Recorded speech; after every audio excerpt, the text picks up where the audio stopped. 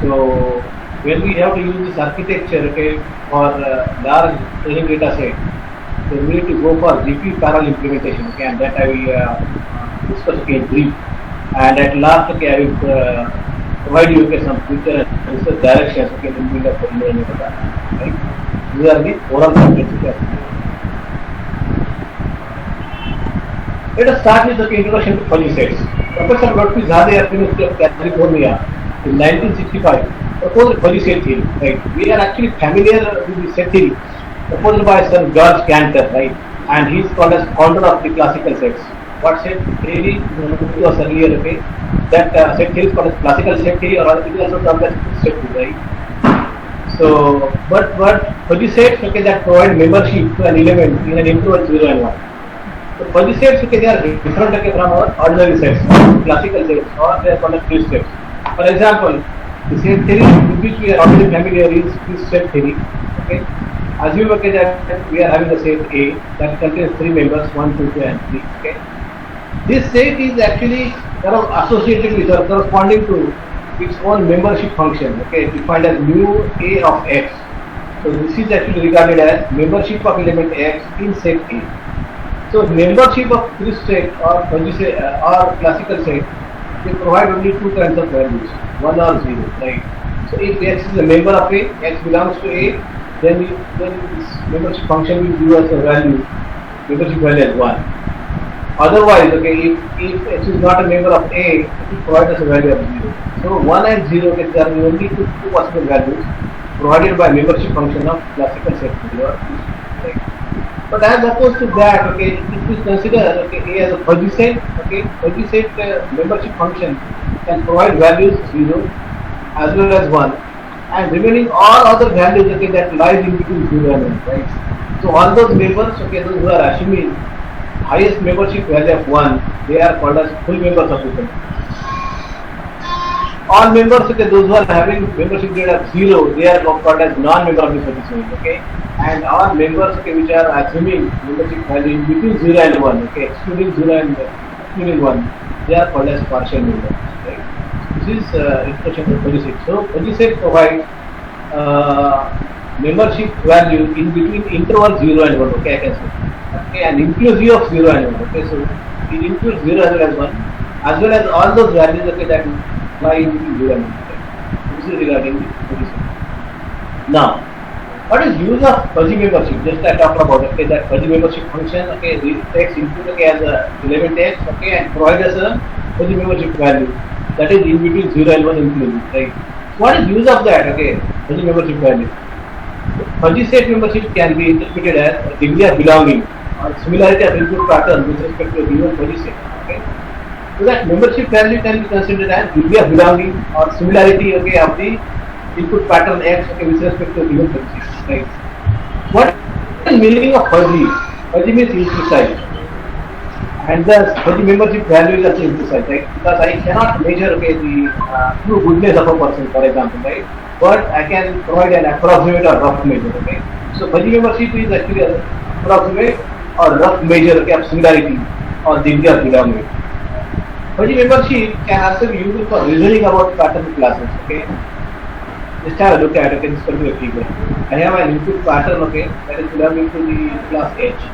But I have, let us say, 2 fuzzy sets, okay, belonging to class, one is belonging to class A and second one is belonging to class B. So I will provide this input pattern, okay, and I will measure the fuzzy membership of input pattern H, okay, in both of the fuzzy sets corresponding to K and B respectively. So I will get fuzzy membership value of input pattern H as 0.84, okay, in K, in the fuzzy set K corresponding to K, and membership of H, okay, in fuzzy set corresponding to G, I will get 0.66. So if I compare, okay, the membership of H assumed in K and G, which are 0.84 and 0.66 respectively, I can say that, okay, the input pattern, applied input pattern is more similar to K, okay, than that of G, right? Okay, because the higher value of membership function indicates, okay, more similarity or more degree of belonging, right? So pattern class can be considered as a fuzzy set. Okay, so what is the relationship between the fuzzy set and pattern class? Every pattern class can also be considered as a fuzzy set, okay, because anyway a class is a set, okay, because the class contains set of elements which are having some common properties, right? So, fuzzy set can also be considered as a pattern class or vice versa. Pattern class can also be considered as a fuzzy set, okay? And membership of a test pattern can be considered as degree of similarity or degree of belonging. Okay, so here I can say that. Okay. Please note that input pattern H doesn't fit perfectly in any one of the category K and G. Okay, but I can reason even in the situation, okay, where input pattern doesn't fit properly into the category. Okay, that input pattern H is more similar to K, P and the category. Right. So this is the way, okay, that we can use and apply for the membership function in the pattern recognition applications.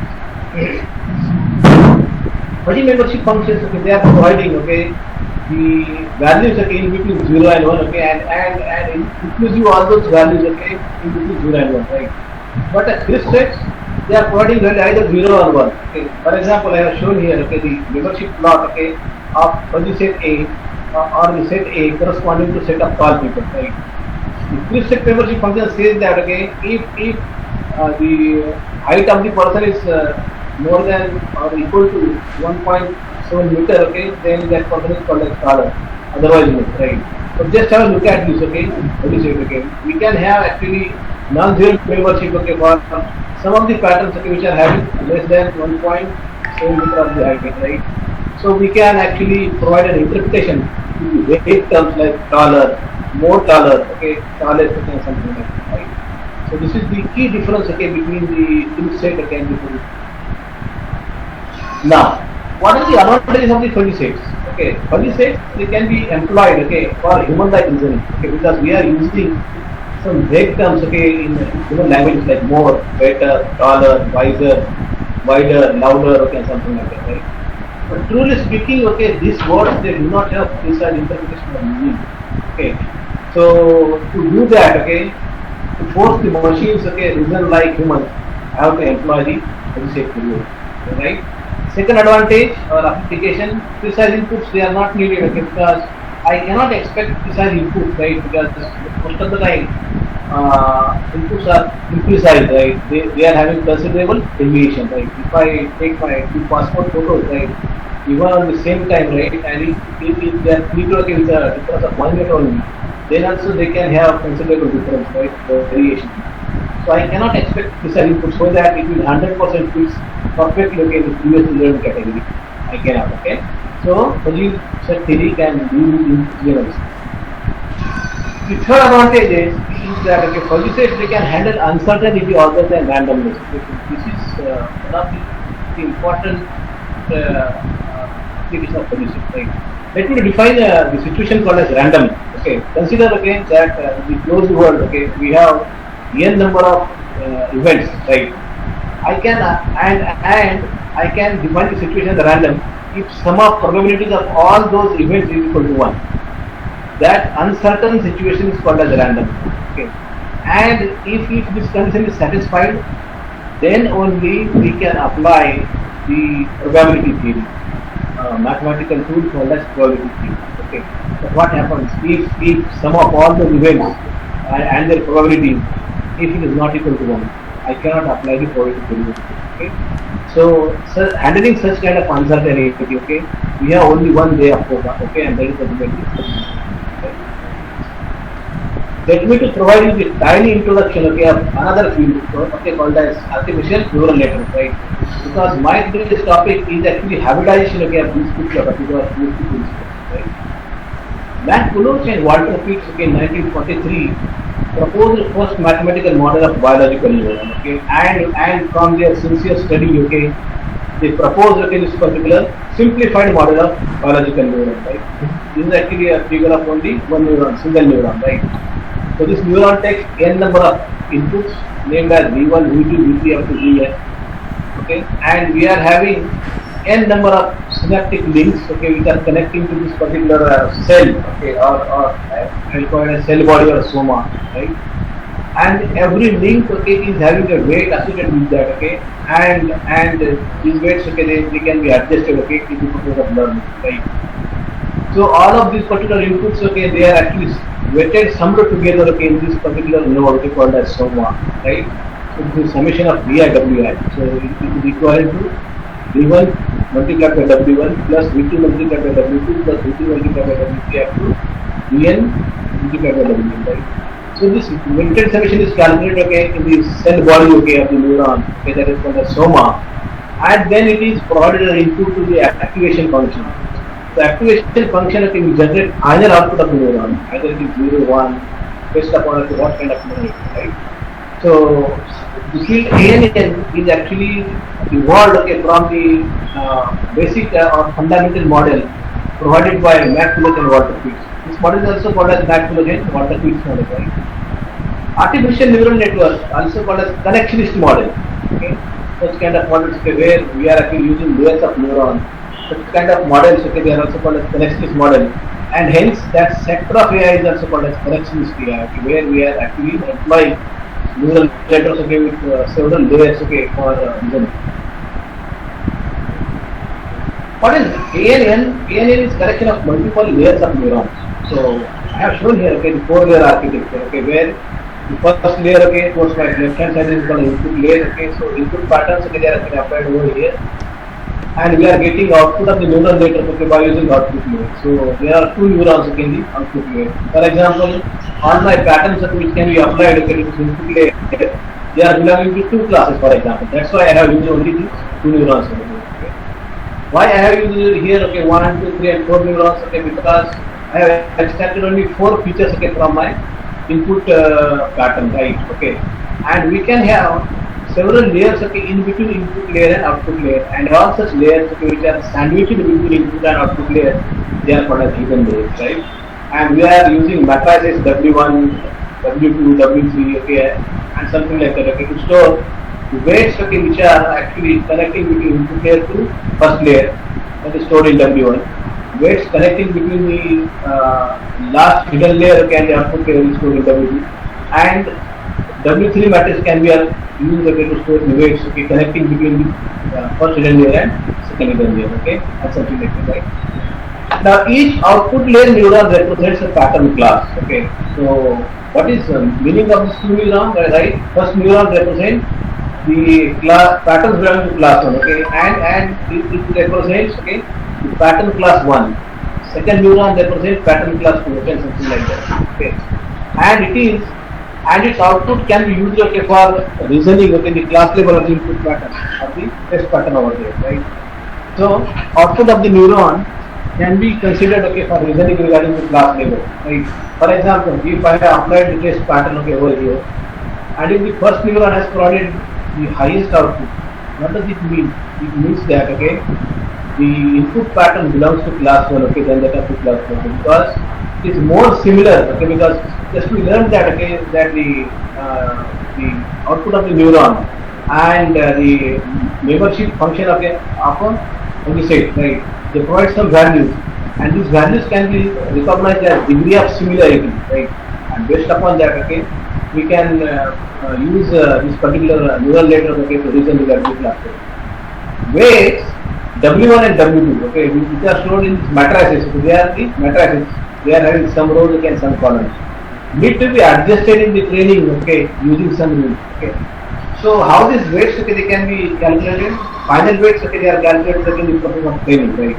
So we have to apply the first input pattern, okay, and then we have to calculate the output, okay, and if output is not proper, then all the weights, okay, they are undergoing the adjustment, okay, and these weights are adjustment, okay, by using several sort of learning rules, okay. So finally, adjusted weight vectors, okay, they are stored, okay, in the computer memory, okay, and they are used for the sake of testing field, okay, or for the sake of recall keys. What are advantages of artificial neural network? Ability to learn. They learn from examples, okay, so there is no need, okay, that we have to provide them the logic, okay, that how to compute, let us say, square of a number, okay, something like that, right? We need to provide them only the set of samples or examples, okay. Through that, okay, they extract the logic. They actually extract the knowledge, okay, regarding peculiarity of the patterns belonging to class 1 and class 2, right? So they have ability to learn like UNV. This is the distinguishing feature of ANA. Second feature is that, okay, ability to learn on fly. For example, today I trained my neural network, okay, by using first 50 patterns, right? and tomorrow I want to add 50 more patterns over there, right? So there is no need to retrain the neural network by using 100 patterns, right? Only simply, okay, I have to provide, okay, the new 50 patterns, okay, which is called as learning on fly, right? No need to retrain the whole neural network by using all 100 patterns. The third advantage is called tolerance ability.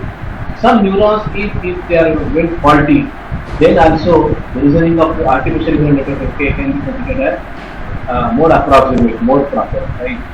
And the last advantage, okay, I need to mention is that, okay, they are used for better model development, right?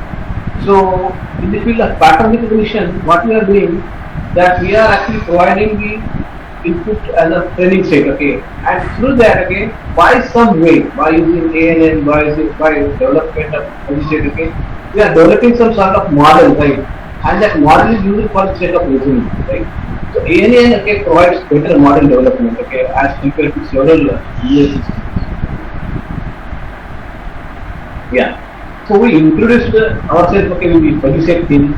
We introduced ourselves, okay, with the ANN. Okay, now let us define what is fuzzy neural network, right? Okay, fuzzy neural network or neuro-fuzzy is a hybrid system that combines fuzzy logic and ANN together. Okay, so what is a hybrid system? Okay, because we are combining, okay, fuzzy logic or fuzzy shape theory and ANN together. Okay, and it is a kind of learning machine.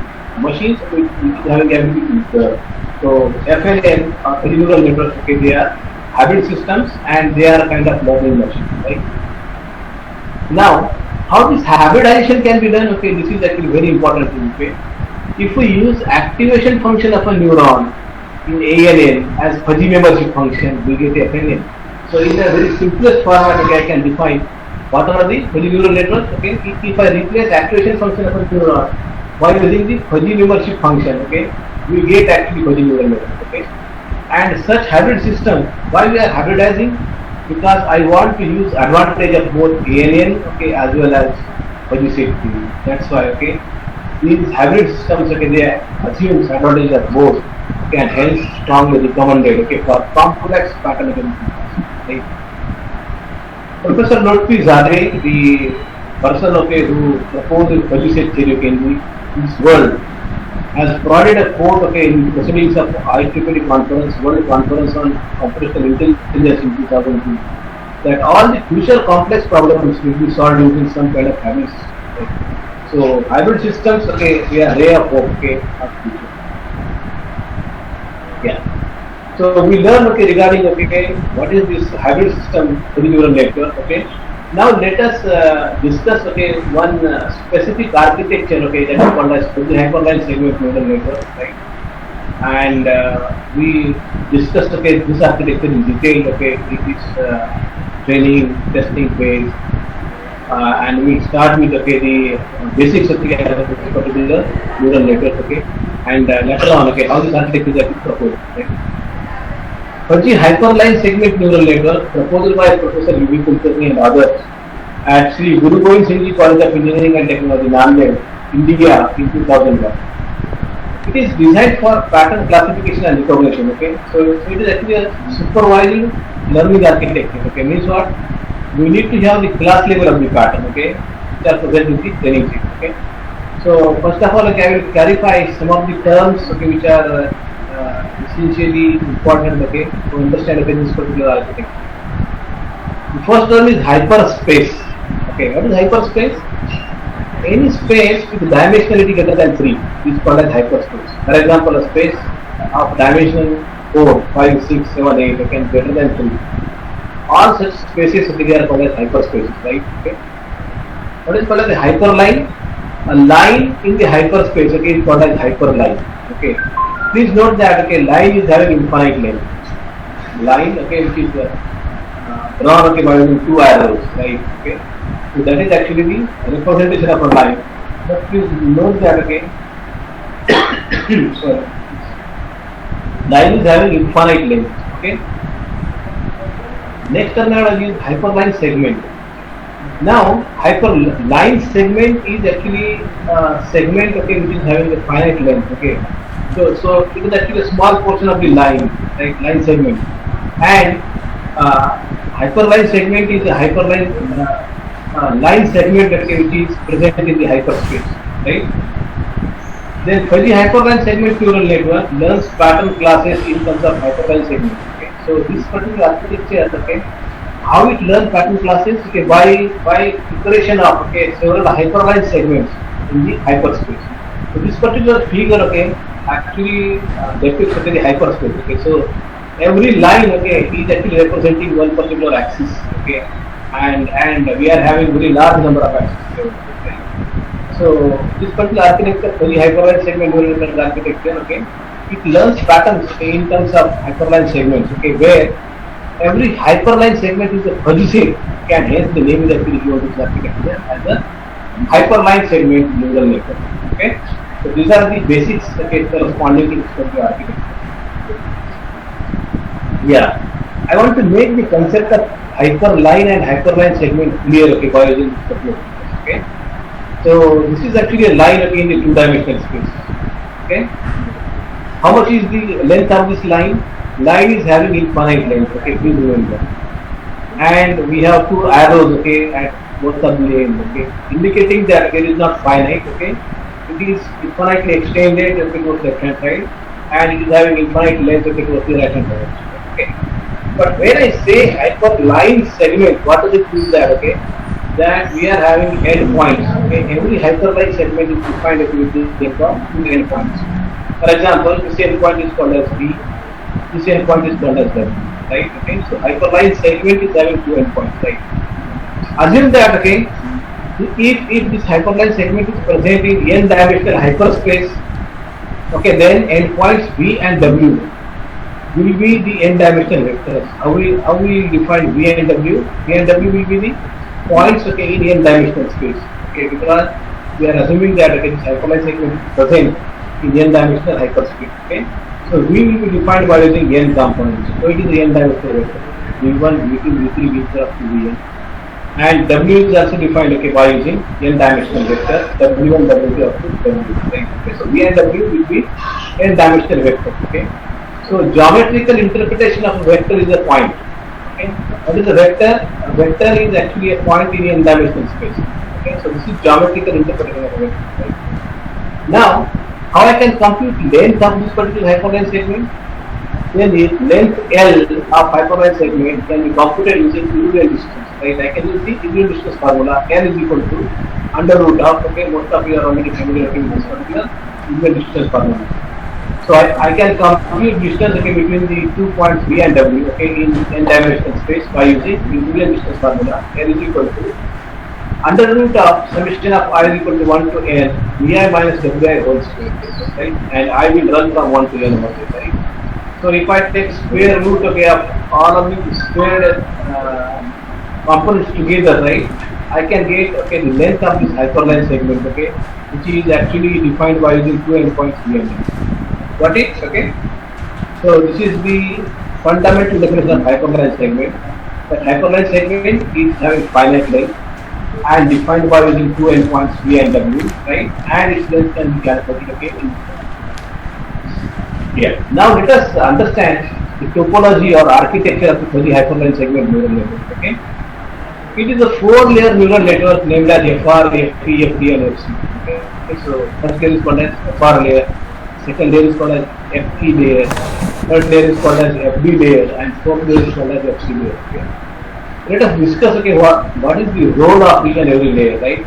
The FR layer, okay, that is this input layer, okay. FR layer is also called an input layer. It accepts an input pattern and consists of n processing elements. Okay, so it will accept the input pattern RH defined by using n-dimensional features RH1, RH2 up to RH1, right? And this n-dimensional input pattern is given as input in the FR layer. It will simply accept the inputs, okay, by, and it contains n processing elements. Why n neurons need to be there in FR layer? Because our input pattern is of n-dimensional. Okay, and we need one neuron, okay, for each dimension of the pattern. So I need one neuron, okay, for providing, okay, that feature, okay, corresponding to that dimension of the pattern, right? So for n-dimensional patterns, I need n number of neurons at the FR layer or at the input layer. Now the next layer which contains these many number of neurons E1, E2, E3, M number of neurons are there and this layer is called as the FE layer. The FE layer consists of M processing nodes which are called as hyperline segments. E1, E2, E3, E3M. Every node represents one hyperline segment and that are constructed during the training. So when we apply first pattern over here, then before application of first pattern, there are no elements, or nodes corresponding to this particular FE layer. So they are constructed during the process of training of the hyperline segment. Now just have a look at connection between FR layer and FE layer nodes. For example, this connection, single arrow from RN to EM. Actually, there are two connections. Even though they are represented by the single arrow, but there are two connections. There are two connections from each FR layer node to FE layer node, and one for each endpoint of that hyperline segment for that dimension. So let us make this thing very clear. In the next slide. I have used only the EJ node. Corresponding to this particular layer. So I have picked one node called as EJ, right, over here, right, and my intention is that to show you that how this particular single arrow represented over here, is actually two connections. For example, there are two connections from R1 to this particular hyperline segment node EG, right. For the jth hyperline segment, represented by this particular node, in n-dimensional space, with two endpoints, Vj is equal to Vj1, Vj2 up to Vjn, and another endpoint of the hyperline segment Ej is Wj, and that is defined with the help of n-dimensional vector Wj1, Wj2 up to Wjn. So the connection between FR and FE layer node is as shown below, right? So there are two connections from R1 to EJ, R2 to EJ, and Rn to EJ, right?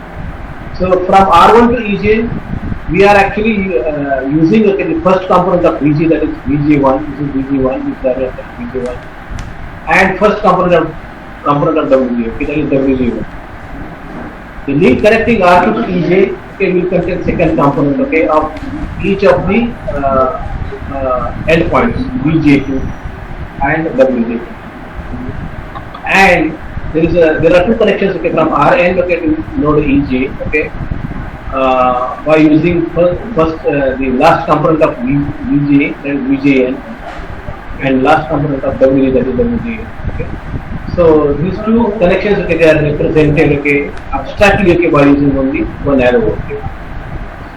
Right? One endpoint of the hyperline segment is stored in matrix B, and another endpoint is stored in matrix W. So in the process of training, we are creating the hyperline segment nodes which are present in the second layer, right? And their endpoints they are stored by using two matrices. That's why this B and W they are written in the capital letter. These are the matrices.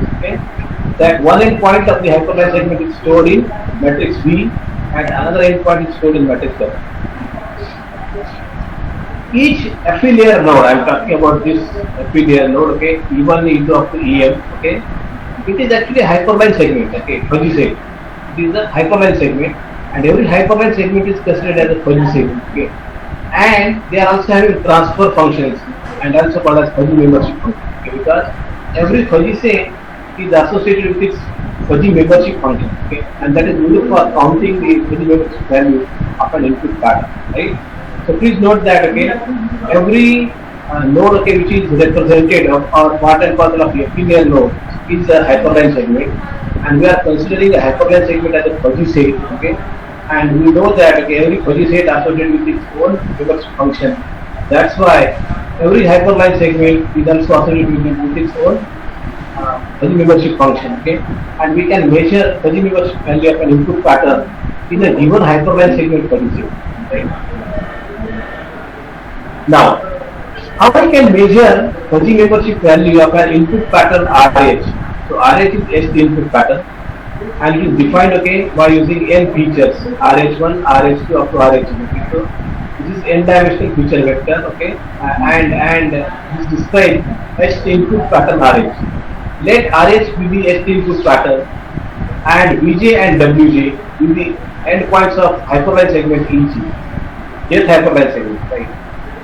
Then hyperline segment fuzzy membership function can be defined as. So how this membership function can be defined? Okay, because every hyperline segment having endpoints VJ and WJ, okay, they are having fuzzy membership function, okay, it can be defined like this: EJ into bracket RH comma W, VJ comma W. So this EJ represents, okay, that the membership value of input pattern RH, where EJ is having two endpoints VJ and WJ, okay, that is computed as 1 minus. We are using the function f of x gamma L. Okay, what is x? X is equal to L1 plus L2. Okay, and distances L1, L2, and L are defined as follows. Okay, so this jth hyperline segment EJ is having two endpoints VJ and WJ. So length of this hyperline segment L can be computed as by using unit distance formula. Okay, this is what we are talking about. Now what is L1? L1 is actually distance between input pattern RH, okay, and one endpoint W, okay, of this hyperline segment. This is L1. What is L2? L2 is actually distance between input pattern RH, okay, with respect to another endpoint VJ, okay, of the hyperline segment EG, okay. So this L, L1 and L2, okay, they are described in a more clear way, okay, by using this type. Assume I have this hyperline segment, okay, which are having two ends V and W, right, and this is input pattern RH, okay. So this is L, that is length of hyperline segment, okay, is nothing but difference or distance between W and V. What is L1? L1 is actually distance, okay, between W and point W of the hyperline segment with respect to the input pattern RH. And what is L2? L2 is difference between input pattern RH and V. Okay, so these are all formulas, okay, describing the distances L, L1 and L. Right? Now, the fuzzy membership of input pattern RH in a hyperline segment EJ with endpoints VJ and WJ can be computed, okay, by this particular formula 1 minus f of x gamma L. Okay. Now see that what is f? F is a 3-parameter function, okay, and defined as f of x gamma L is equal to 0 if x is equal to L. Now see that, okay, what is x? X is sum of L1 plus L2. If L1 plus L2 is equal to L, what does it mean? That, okay, RH is falling somewhere, okay, on this hyperline.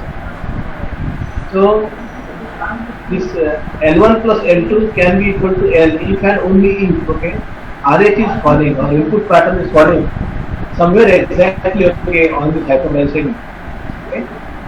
Yes. So f of x gamma L is equal to 0 if x is equal to L. Okay, so that is RH is falling exactly on hyperline segment. And if it is not equal to, if x is not equal to L, then you have to use value of f of x gamma L is equal to x gamma, that is product of x multiplied by gamma, right? Gamma is a user defined parameter. If the product x gamma is greater than 0 and less than or equal to 1. Okay. Otherwise, okay, f of x gamma L is equal to 1. So if I provide, if your input pattern RH is falling on hyperline segment, f of x gamma L is equal to 0 and 1 minus 0 will be computed as 1. So the highest membership grade will be awarded to any pattern RH who is falling somewhere, okay, on this hyperline segment exactly, right? Otherwise, okay, we will compute the distance, okay, between this particular product x gamma, okay. If this pattern is falling away, okay, from the hyperline segment, then the product x gamma will be more, right? If product x gamma will be more, so in this condition, okay, 1 minus more comes out to be less. Okay, so less membership grade will be awarded. Okay, so when our input pattern RH is falling away from the hyperline segment, it will assume lesser and lesser membership value. If it is going closer and closer towards the hyperline segment, it will assume more and more membership value. If it is falling exactly on the hyperline segment from anywhere from here to here, it will assume the highest fuzzy membership grade as well. Right? Now what is gamma, okay, which is used in this particular function f? Okay, gamma is a user-defined sensitivity parameter and that governs fuzzy membership values. Okay, so membership values how fast or how slow, okay, they are actually increasing or decreasing, that can be decided with the value of gamma. And gamma is set to greater than 0. Like, for example, I can say gamma equal to 0.5, 1, 1.5, 2.5, 3, 4. Yeah. Now let us visit, okay, FC and FD layers. Okay. So we also have, okay, two more layers, okay, on the top of FD layer node, right? Each node of FC and FD layer represents a class. So every node, okay, of FC and FD, they represents, okay, one pattern class. Okay. So assume that, okay, there are patterns belonging to p number of classes. That's why we have p number of nodes, okay, in FC layer and p number of nodes, okay, in the FD layer. The FD layer of fuzzy hyperline segment neural network gives soft decision, and the output of the kth FD node, okay, represents the degree to which, okay, the input pattern belongs to the class D. Okay. So FD layer nodes, okay, they give soft decision. Okay, so they are providing output, okay, that is in between 0 and 1, 0.5, 0.6, okay, something like that. Okay. And the kth node of this particular layer, FD layer, okay, talks about, okay, degree to which, okay, the input pattern RH belongs to that particular or is similar with respect to this particular class. Okay. For example, if I apply input pattern over here, okay, and let us say this node V2 has provided me the output as a 0.6, output as a 0.6. It means that, okay, input pattern is around 60% similar, okay, with the class 2. Okay. So that particular value can be recovered, can be used, okay, for degree, deciding degree of belonging of input pattern, okay, to a particular class, right? The weights assigned between FE and FD layer nodes. Okay, so I am talking about, okay, the weight connections, okay, represented by U matrix. Okay, because the weights from first layer to the second layer node, okay, they are represented by using matrices V and W, which are nothing but 2 endpoints of hypertension weights. And the weights connecting FE layer node, okay, to the FD layer nodes, okay, they are stored in matrix U. And their binary value, okay, means weights can have only two possible values, 1 or 0. Right, okay. So if this particular mth hyperline segment EM, if it is belonging to class DP, then this link will be 1, and remaining all those links, okay, which are outgoing from EM, okay, to D1, D2, D3, D3, D4 up to DFP minus 1, they will have weights 0 over there, right? Okay. So this particular weights, okay, can be decided by using UJK. Okay. So UJK is equal to 1 if jth hyperline segment is belonging to the class K. Okay. Otherwise, okay, that UJK is going to set to 0 otherwise, right? In that particular way, okay, the weights connecting between FE layer and FD layer nodes, okay, they are actually binary value, okay, and they are decided, okay, by using this particular node. The transfer function of each FD node performs union of appropriate, okay, of the hyperline segment, okay, belonging to the same class, okay, is described as follows. Okay, now how the output of D1, D2 up to DP, okay, all of these nodes, okay, they are actually decided, okay. We are taking maximum value from j equal to 1 to m, okay. So maximum of j equal to 1 to m, okay, because we are having m number of hyperline segments, okay, which are present in the FD layer. And then, okay, we are taking their output EJ and multiplying it, okay, with UJK. For example, EM is actually belonging to the class DP, okay. Then we can get output of this particular hyperline segment as EM, and we are multiplying, okay, with the link, the weight of this particular link, okay, that is the UJK, and we know that, okay, these links are binary value. So if EM belongs to class DP, then only this link will have the value 1. So 1 multiplied by actual output of this node, okay, and we have to find out maximum of the outputs, okay, which are given by hyperline segments, okay, belonging to that particular class. Okay, in that particular way, okay, we can choose the or compute, okay, the output of the DP layer, okay, by using max operator, maximum. Now let us turn our attention, okay, towards the last layer, that is called as FC layer. Each FC node delivers non-fuzzy output. Okay, so the output delivered by FD layer nodes is actually that is called as soft decision. Okay, that you get output okay, in terms of 0.5, 0.6, okay, something like that, right?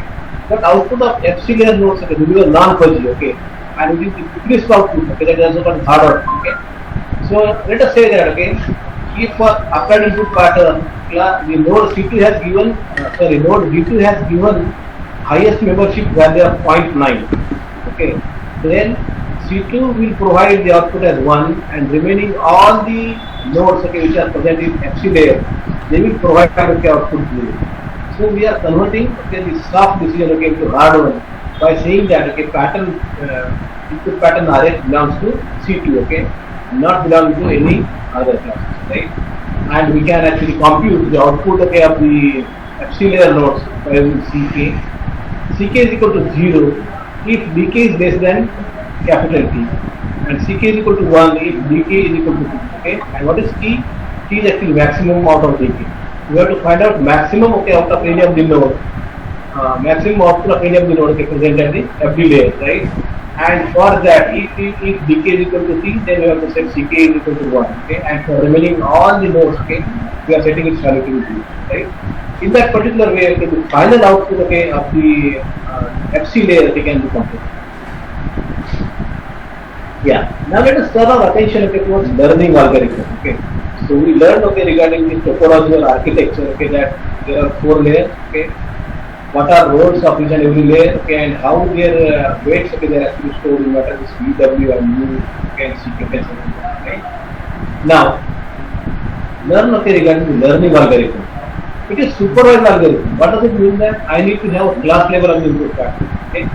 And we have to decide learning parameter as theta, that is in between 0 to 1, okay, and should be less than 1, okay, less than or equal to 1, but must be greater than 0. So this theta actually defines or have control on maximum size of the hyperline segment, right? This is a user defined parameter and that need to be fine tuned okay, in the process of learning, right? It creates fuzzy hyperline segments in pattern space and composed of 3 steps, okay. So the learning algorithm of this architecture, okay, it creates fuzzy hyperline segments okay, in the pattern space and have following 3 different steps. Creation of hyperline segment is first, second step is intersection test, and third one is removal of the intersection. Okay. So let us discuss okay, these 3 important steps in the, okay, in the training okay, one by one. Step number 1, creation of hyperline segments. Okay, how the hyperline segments okay, they are created okay, by given the ST training pair RHDH, okay, where RH is actually n-dimensional input pattern is actually provided okay, to here, okay, and DH is the class level okay, of this particular ST input pattern. Okay, we are finding all the hyperline segments okay, belonging to the class DH. Okay, and after this, following 4 steps are carried out sequentially for possible execution of the input pattern. So when I apply input pattern RH, okay, belonging to the class DH.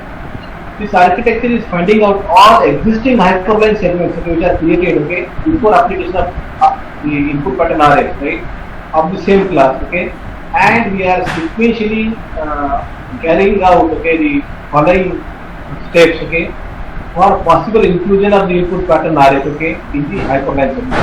Okay. Step 1, determine if pattern RH falls on any one of the hyperline segments. Okay. So if RH is falling on any one of the hyperline segment belonging to its own class, okay, how I can verify this? Right, I can verify this okay, by using fuzzy hyperline segment membership function. Okay, if RH falls on any one of the hyperline segment, then it is included. Okay, so we know that okay, if any one of the hyperline segment is giving maximum membership value of 1 okay, to that particular input pattern RH, then we can say that okay, RH is falling on the hyperline segment. And that pattern is included okay, within that particular hyperline segment. Therefore, in the training remaining process or in the remaining process, skip all the training steps okay, and training is continued okay, with the next emitter because input pattern RH is falling on hyperline segment okay, belonging to its own class. That's why it is included okay, by using the hyperline segment okay, and we are skipping remaining steps over here, right. But what happens okay, if input pattern falls on, if it is not falling on any one of the hyperline segment, okay, but if the input pattern RH falls on any one of the hyperline passing through the two endpoints. I am talking about hyperline, not on hyperline segments. Okay. If it is falling on any one of the hyperline passing through two endpoints of the hyperline segment, then extend the hyperline segment to include the pattern if extension criteria is satisfied. So what does it mean that okay, RS is falling on actually hyperline. If I pass a hyperline segment, okay, hyperline through the hyperline segment, and if our input pattern RS is falling on hyperline but not on hyperline segment, right? Then what we are supposed to do, okay, it means that under this particular condition, okay, input pattern RH, VJ and WJ, two endpoints, they are collinear. Okay, because line is passing through input pattern RH as well as V and VJ and WJ, right? So these 3 points, okay, they are collinear, right? So in this particular condition, okay, how we can accommodate input pattern RH, okay, by extending this particular hyperline segment.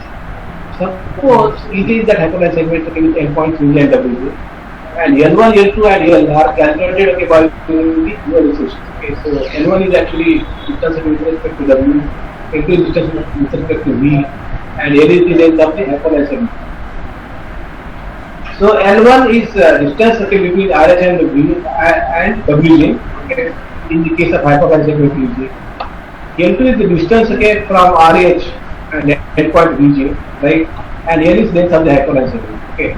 So there are following two cases, okay, we need to consider, okay, provided that RH, VJ and WJ, okay, they are collinear. So the first step is actually step number 2. If L1 is greater than L, what do you mean by that? Okay, so this is the hyperline segment, and please note that RH, V and W, okay, they are collinear, right, and the condition is L1 greater than L2 is satisfied over here. What is L? It is length of hyperline segment from this to this point.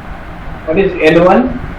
L1 is actually distance, okay, between V and RH, W and RH, and L2 is distance between RH, input pattern RH and V. Right? So this condition is satisfied, okay, that L1 is greater than L2. Okay, so that is input pattern RH is falling collinear with V and W, but it is close to V. Okay, so how I can include this particular pattern RH? I have to extend, okay, this hyperline segment, okay, and this point V that will extend it to RH. Okay, so we have to test that again. Then test whether the point VG falls on hyperline segment form. How I can check that? Okay, these 3 points RH, V, and W, okay, they are collinear. So we can actually smartly use the hyperline segment membership function EJ, okay, in particular way. Check that, okay, VJ. We are considering VJ as input pattern, and RH is one endpoint of the hyperline segment, and WJ is another endpoint of the hyperline segment.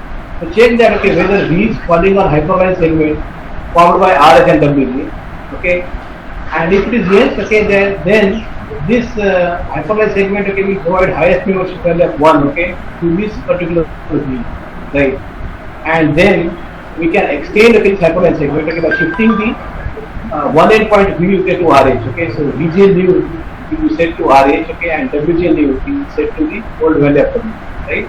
So we are extending this hyperline segment, okay, towards the V, right, and this is the case number 1.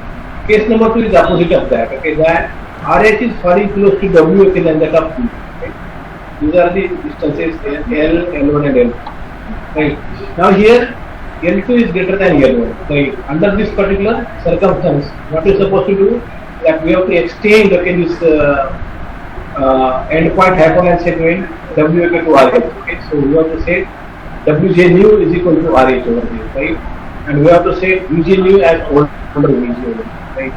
And we can confirm that, okay, this 3 point RH, W and V as collinear by using the fuzzy membership function, okay, of the hyperline segment EJ by sending W as a input pattern, RH as one end, and VJ, okay, as another end of the hyperline segment, right? So we are if degree of membership of W on hyperline segment, okay, made up of 2 endpoints RH and VJ, if it is equal to 1, then it means that again these 3 points are collinear, V, W and RH, and we can extend W like this, that WJ new is set to RH. Okay, so we are extending this hyperline segment, right? But this extension is actually done if only extension criteria is satisfied, that after extending this hyperline segment, okay, the maximum length of this hyperline segment cannot be greater than theta, so it is 0.5, right?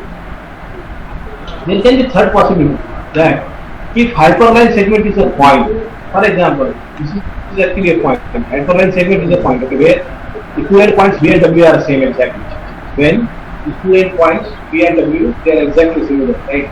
So we can have a hyperline segment, okay, belonging to the class of input pattern RH, but it is actually a point, okay, because its equivalent points V and W, they are exactly similar.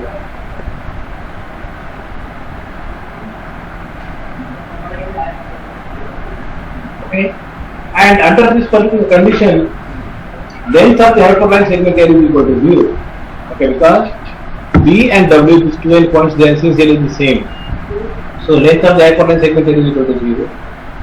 Then how I can extend this hyperline segment, okay, to accommodate input pattern RH? Okay, we have to actually set V is equal to RH. Okay, so by shifting V, okay, from this point, okay, to this point, okay, V is set to RH, okay, and now we can include this input pattern RH by extending the hyperline segment to which is the point. Yeah. Now let us discuss the intersection test. Like intersection, okay, between the two hyperline segments belonging to two different classes, they are not allowed. Okay, because they may create actually confusion. Right. Okay. So how to check intersection? That two hyperline segments EJ and EK, if they are intersecting with one another or not, right? Because if an input pattern is falling exactly on the intersection of EJ and EK, both of these hyperline segments belonging to two different classes, they will provide highest membership value as 1, okay, to that input pattern, right? And that we don't want. And hence, for that particular purpose, we are going for intersection test. How I can go for intersection test? So I have to consider hyperline passing through the hyperline segment EJ, and I have to consider, okay, hyperline passing through hyperline segment EK, okay, and assume that EJ and EK, both of them, okay, they are belonging to two different classes, okay, and hence their intersection is not allowed. I have to find out the point of intersection of hyperlines which are passing through EJ and EK hyperline segment. Okay. Let us say, okay, that the point of intersection is P, right? Okay. So if this point of intersection of hyperlines passing through EJ and EK, if it is indeed falling on both EJ and EK, then we say that hyperlines, they are also intersecting, right? So how I can check that, okay, this intersection point is actually present on both EJ and EK? So by measuring the fuzzy membership value of input pattern V, okay, on EJ and EK, and if both of the hyperline segments, they are giving the highest membership grade as 1, okay, to the point of intersection P, okay, then we can say that, okay, the intersection point P is indeed falling on EJ as well as EK both, and EJ and EK hyperline segments, okay, they are actually intersecting, right? This can be tested again by using computing EJ for P, WJ, Vj, if it is equal to 1. And EK is also giving the highest membership value 1, okay, to the point of intersection P. Then we say that, okay, both of these hyperline segments, okay, they intersect, okay, and this intersection of the hyperline segments belonging to different classes is not allowed. But we allow intersection of hyperlines, okay, which are belonging to the same class, right? Okay. Now, if this intersection happens, what to do? For example, this P is point of intersection. This is hyperline segment EJ with two endpoints Vj and Wj. This is just extended hyperline segment, okay, called as hyperline segment EK, and with two endpoints Vk and Wj. Right? Now, how to remove the intersection? Okay, we will break, okay, this hyperline segment EK, right? And from this hyperline segment, okay, we will make two different hyperline segments, okay, which are points. One is Wk, and we will make a separate hyperline segment, okay, by using point Vk, right? And in this particular way, okay, intersection can be removed, or intersection can be eliminated, right? Now, what is our experience? If two hyperline segments EJ and EK belong to two different classes intersects, okay, at a point P, and if the test pattern, unless and until falls exactly on P, it doesn't happen to class P, to to say that, okay, even though the hyperline segments EJ and EK, okay, they are intersecting, okay, but it doesn't make any difference on classification and recognition efficiency or accuracy unless and until a trace pattern exactly fall, okay, on intersection, okay, of EJ and EK, right? And the chances of above situation is when they are in the higher dimensional space, right? Because in the higher dimensional space, okay, the chances, okay, that two hyperline segments, okay, they are intersecting, and again the trace pattern is falling exactly, okay, on the point of intersection is very, very rare. It is rarest of the rare case, okay, for higher dimensional space. And thus, okay, we are suggesting that intersection test and removal part can be eliminated from training, okay, so that, okay, we can get the faster training, okay, because that situation is very rare, okay, and we can ignore it. Now, after training, okay, what we have obtained? We have obtained a set of hyperline segments, okay, which are stored in matrices B and W, okay. So that is outcome of a training, right? So how fuzzy hyperline segment neural network stores the knowledge? It actually stores the knowledge in terms of hyperline segments. It creates the hyperline segments, okay, from input patterns, right, and check for intersection, okay, and something like that, right? Now, after training of the fuzzy hyperline segment, how I can use it? Okay, I can use it in the testing phase, okay. A trained fuzzy hyperline segment neural network has many hyperline segments per class, okay, which are created, okay, from the training patterns. Now, when a test pattern RS is given as input, okay, to the trained fuzzy hyperline segment neural network, then it finds fuzzy membership of RS in all the existing hyperline segments. Now, I have a testing set with me. Assume that, okay, because the data set, okay, which is used for training is generally different, okay. And we are preparing a testing set, okay, by selecting some of the patterns, okay, which are not used in training, right? When I apply a test pattern RH, okay, which is not considered during the training, then how I can use trained fuzzy hyperline segment neural network to reason regarding the class level of that pattern, right? So when an input test pattern RH is applied, fuzzy hyperline segment neural network architecture, this architecture computes fuzzy membership of RH, test pattern RH, in all existing hyperline segments, and find out, okay, that which hyperline segment is giving maximum membership. For example, let us say a hyperline segment belonging to class 2 is giving the highest membership value of 0.98, okay, to the test pattern RH. Then this architecture awards the class level of 2, okay, to the test pattern, okay, and in that particular way, recall phase or testing phase, okay, of the fuzzy hyperline segment neural network. Yeah. So to understand training, okay, in a more better way, okay, I have used this two-dimensional sample patterns, okay, for fuzzy hyperline segment neural network, right? So the patterns, okay, which are represented by the squares, they are belonging to class 2, and the dark dots, okay, they are the patterns, okay, belonging to class 1, okay. So when I complete the training, okay, I will obtain such set of hyperline segments. For example, okay, we have these many hyperline segments, okay, created, okay, from the training patterns, okay, belonging to class 1, and we have 1, 2, 3, and 4 hyperline segments, okay, belonging to class 2, right, and they are created, okay, in the process of training. Please note that, okay, these two hyperline segments, okay, they are the points, okay, which are equal to 0, and their two endpoints V and W, okay, they are same, right. So this is the outcome of training of this particular architecture. Okay, you have created hyperline segments. And please note that every hyperline segment is actually a fuzzy set. Okay. So if any training pattern is actually provided as input, okay, then we are measuring the fuzzy membership value of testing pattern, okay, in all the existing hyperline segments. For example, let us say that, okay, the pattern is falling over here, okay, and it is close to this hyperline segment, which is belonging to class 2, right?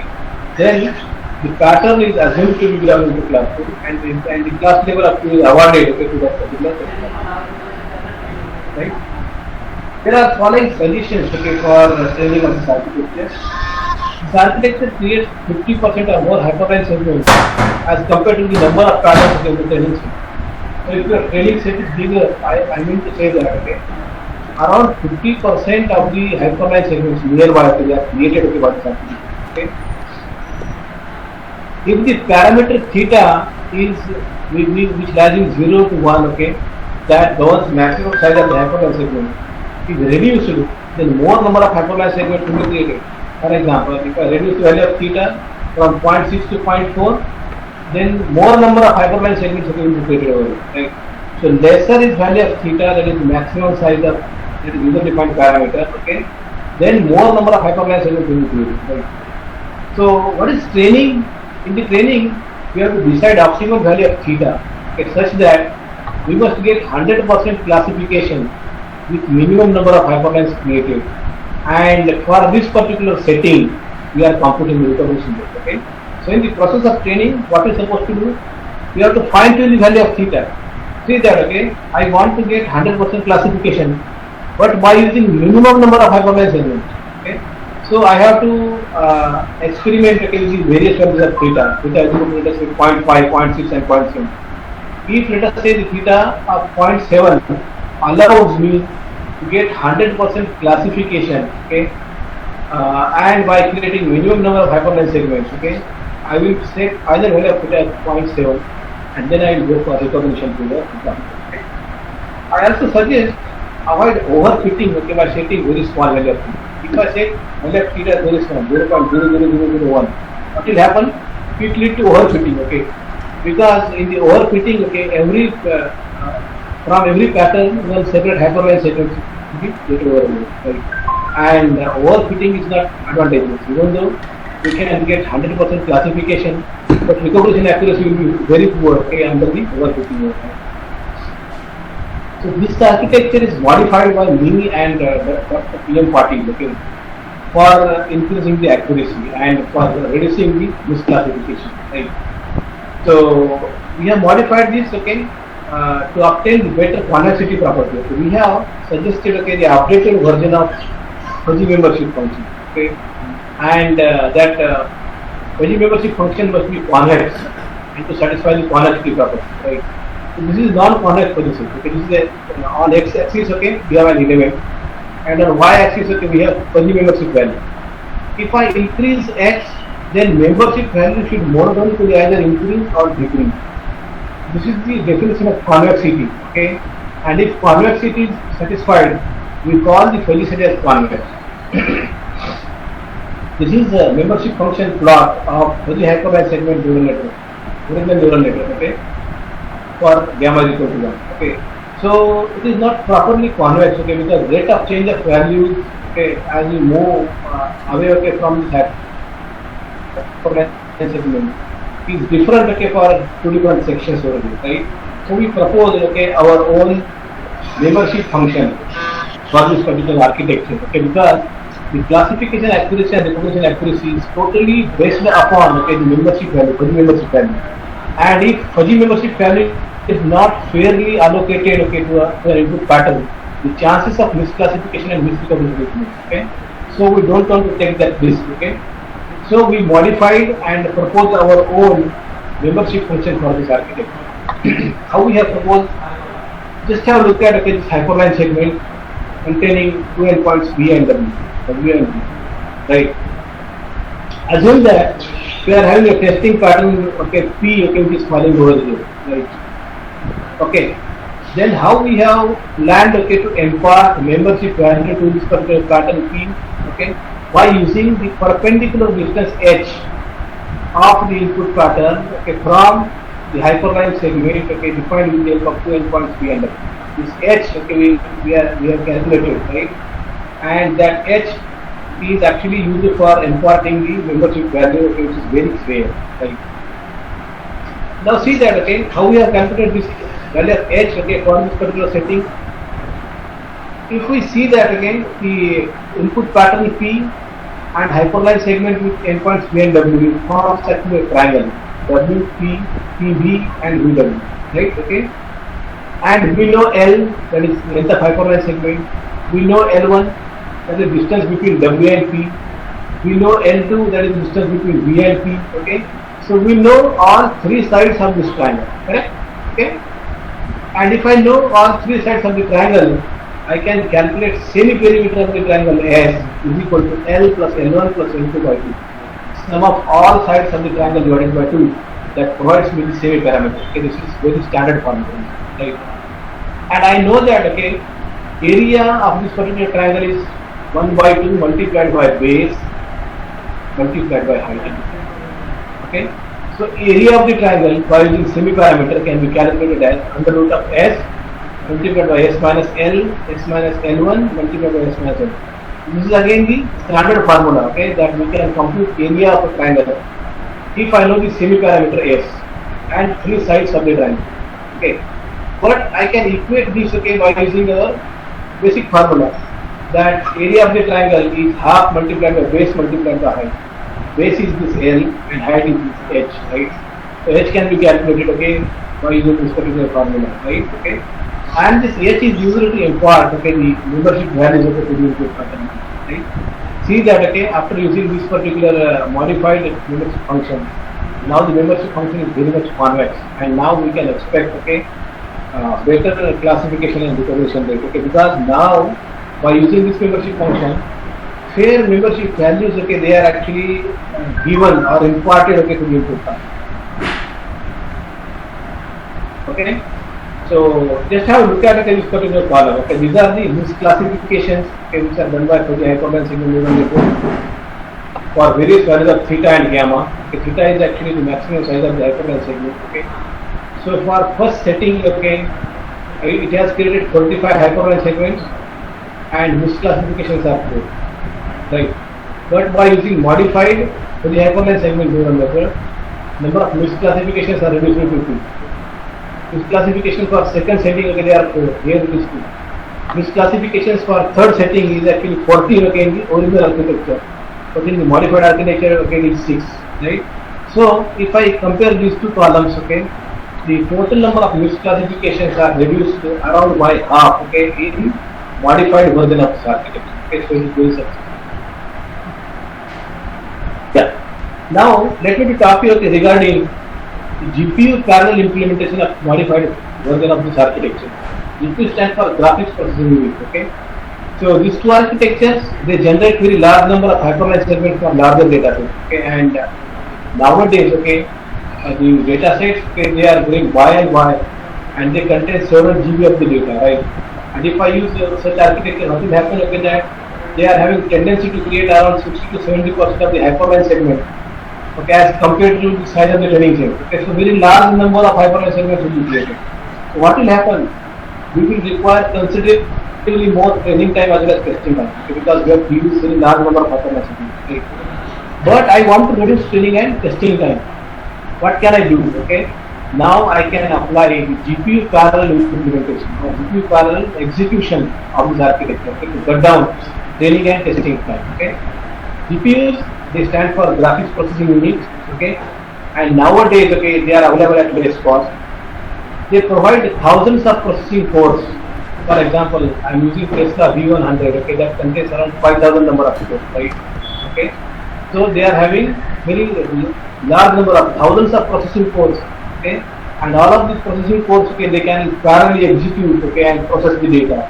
That's why I can cut down, okay, the amount of the time required for processing, right? They also consume less power, okay, than CPU only machines, right? They are actually consuming around 128 of the power, okay, as compared to the power consumed by the corresponding CPU, right? And GPU software, okay, they are free. So these are the motivational things, okay, that you can go for GPU parallel execution of, okay, such neural network architecture, okay, where you require considerable amount of training and testing time.